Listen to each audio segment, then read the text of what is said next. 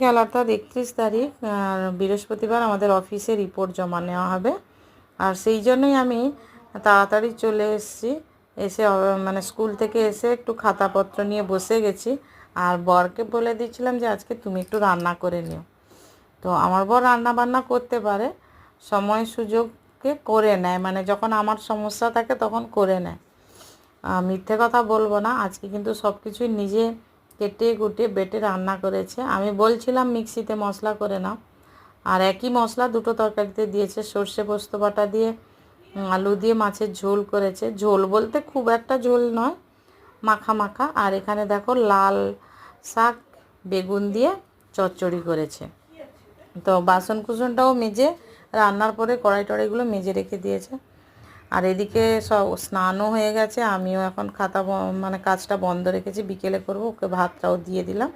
ভিডিওটা ভালো লাগলে লাইক করুন।